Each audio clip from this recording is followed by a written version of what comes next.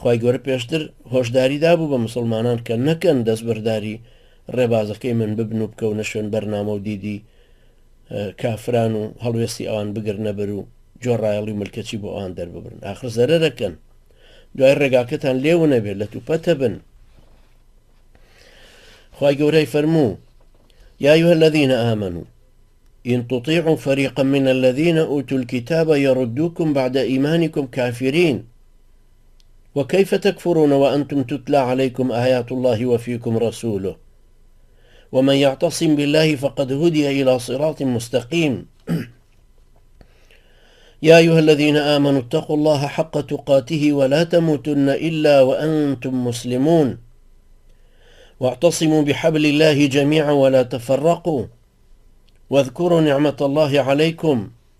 إذ كنتم أعداء فألف بين قلوبكم فأصبحتم بنعمته إخوانا وكنتم على شفا حفرة من النار فأنقذكم منها كذلك يبين الله لكم آياته لعلكم تهتدون ولتكن منكم أمة يدعون إلى الخير ويأمرون بالمعروف وينهون عن المنكر وأولئك هم المفلحون ولا تكونوا كالذين تفرقوا واختلفوا من بعد ما جاءهم البينات وأولئك لهم عذاب عظيم خی گەورە فەرمێ ئەی ئەو کەسانێک کە باوەڕتان هێناوە ئەگەر گوێڕایەڵی هەندێک لەوانە بکەن کە پێشتر پەیامی خواییان بۆ چوو بوو بە تەکید دوای مسلمان بوونتان ئەتان جێڕنەوە بۆ کوفر و کافرتانەکەنەوە دەربارەی چی ئەم حەزەرەمانەداتێ دەربارەیەوانی کە پێشتر پەیامە خواییەکەیان بۆ چوو بوو ئەو کەسانی کە هەر باوەڕیان بە پەیامی خوای گەورە نییە شوێن کەوتن و ملکەچکردن بۆ ئەوانە و گوێڕایەڵیکردنی ئەوانە چیمان لێەکەن بۆ نەتیجە ئەفەرمێت دەتان جێڕنەوە بۆ کوفر و کافرتانەکەنەوە ئەنجا ئەفەرمێت چۆن پێتان قبوڵە کافر ببنەوە لە کاتێکایەوە مسلمان بوون ئەو قۆناغی تاریکستانی جەهالەتەتان بڕی ئێستا ئاەتی قورئانتان لە خوای خۆتانەوە بۆ دێت و بەسەرتانە ئاخوێنرێتەوە و پێغەمبەرەکەی خواشتان عەلەیهی سەڵات وسەلام لە ناودایە بزانن کە هەر کەسێک بەخوای پەروەردگارەوە پەیوەست بێ بە دینەکەیەوە پابند ببێ ئەوە هیدایەتی خوای گەورەی وەرگرتووە و ئەوە خوای گەورە هیدایەتی داوە بۆ ڕێبازەکەی و کەوتۆتە سەر ڕێبازی خواویستی ئەو کەسانەی باوەڕتان هێناوە پێویستە هۆشتان لەمە بێ جا دیسانە فەرمێتەوە ئەو کەسانێک کە ئیمانتان هێناوە بەڕاستی دیندارێتیەکە بگرن ترسی خواتان لە دڵا بێ بەردەوام دیندارانە بە دینەکەەوە پابند بن تا مردنتان نەگاتێ هەر هەمووتان پێکەوە بە دینەکەی خواوە پابند بن و تەفرەقەتان تێنەکەوێ باسی تەفرەقەکەی کەی کردووە ئەو کاتە باسی کردو کە ئەفەرمێ واعتصموا بحبل الله جميعا بە هەمووتان پێکەوە بە دینەکەی خواوە پابند بن ئەنجا فەرمێت تەفرەقەتان تێنەکەوێ دوای نیعمەتی ئیمانیان بیرەخاتوە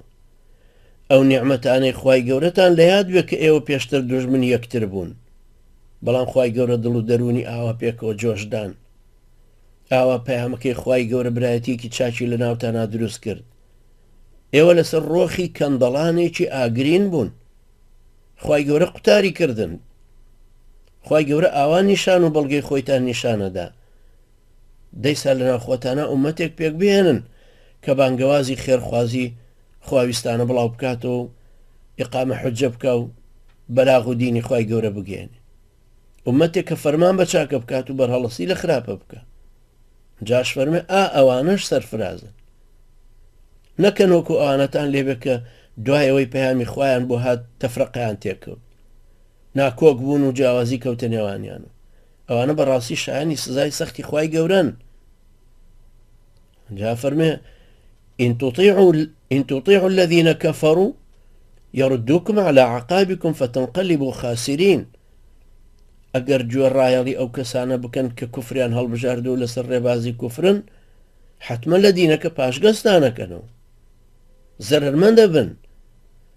خەڵکی وازانە لە دین پاشگەزکردنەوەکە ئەوەیە کە قامچی لەسەر ملی شمشەر لەسەر ملی ڕاگرن و قامچی لێ بدەن و لەژێر ئەشکەنجاوێ بڵێنەوێ وڵات تۆ نابێ شایەتمان بێنی بەهەواڵ تۆ هەر شایەتمان بێنە کام کە بەرەش گەورەی بڕۆ بیکڕە بۆی بانگی تیا بدەیت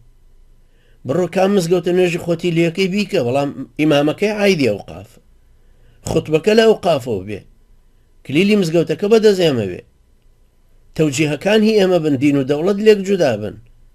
تۆ حەقت بەسەر سیاسەتەوە نەبێ، تۆ مەلایەم جلوبەرگانە چیە لە بەریەکەی؟ بۆچی خۆت جیا کردو تۆ بڕۆ کڵاو جامانەیە لەسەرکە، جابە جامانەش نەبێ کڵاو بێ، دوایی پێڵن ئێجا باشە با سەر ڕوود بێ، چ مشکلەیە کە تۆ دکتۆرا هەیە؟ خۆ ئاوا وردە وردە تۆ لە دینەکە دادەماڵن. جۆڕایاڵیکردن و ملکەچی کردنیان خۆیان یەکسەر نان هیچ وڵاتێت تەنانەت لە زمانی لینینیشا بە مسلمانیان نەوت وڵاتەوە بێ تەبەڕا لە ئیسلامەتێکە بکەیت. ئەڵێ حڕێتی ئلحاد مەکفولە، واتە ئازادی بێدین بوون مسۆگەرە و لە یاسایە هەیە، لە بەرامبەری شاڵە نابێ هیچ کەسێک دین ئیستیغلالکە بۆ بەرژەوەندی خۆی یا کۆمەڵێکی لەسەر ئەساسی دینی دروستکە. هەرەوە شێکە ئێستا هەموو قانونە و لە وڵاتە داماوە ئێمەشە هەر بەو شێوەیە قانونە. ئێخوای پەروەردگار کە ئەفەرمێ ئین تطیعوا الذین کەفەروا یەڕدووکم عەلی ئەعقابکم فتنقلبوا خاسرین. دوای آخر پاشەکشەتان پێکەن، تۆ سەیری ئەو پاشەکشەیەکەن خەڵک ئێستا چۆن بۆ تۆ بە ئەعرابی. ئەعرابیش مەبەستم هەر ئەوەندەیە کە داخلی ئیسلامەتێکێ. وقالت الأعراب آمنا قل لم تؤمنوا ولكن قولوا أسلمنا ولما يدخل الإيمان في قلوبكم. ئێوە ئیمان لە دڵتانە هێشتا چەکەرەی نەکردووە،